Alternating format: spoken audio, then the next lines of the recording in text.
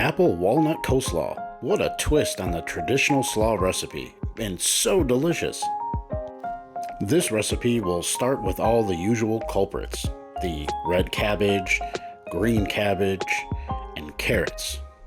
Working our way through these veggies to freshly shred them into the red cabbage, into the green cabbage, and now moving on to the carrot, just cutting off each end of one carrot, and then we're going to cut at an angle. And what you're doing is just creating a wide surface area, because then you're going to take those pieces and you're going to stack them up on each other, lay them out, and you're going to cut down through some of those slices, and we're going to julienne that carrot.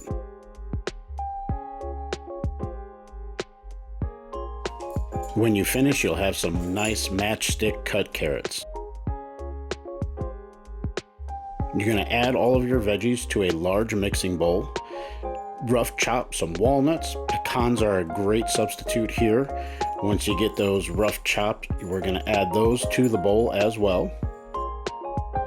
Slicing up some apples. I got 2 small to medium sized apples. It's your choice. I got some Red Delicious and some Macintosh. Slicing them up, not necessarily a julienne here, but we just want to be mindful of the other veggies and size so you have a nice bite.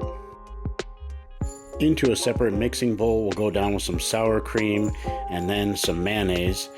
And then we're gonna season this up with some just granulated white sugar. We'll have some fresh lemon juice, give it a roll, break apart those membranes, squeeze in the lemon juice, making sure not to get any of the seeds in there. And we'll add some ground cinnamon, give it a nice stir, make sure this is thoroughly incorporated, and then we'll let it sit and let those flavors get married and happy.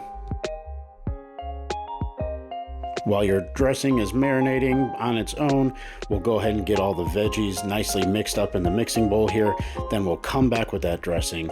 Less is a little bit more, because you can always add, you can't take away. So go ahead and give it a stir, let it set up in the fridge a little bit, see how much the cabbage has wilted, and if you need to add any more, we'll go ahead and add some of the apples and raisins.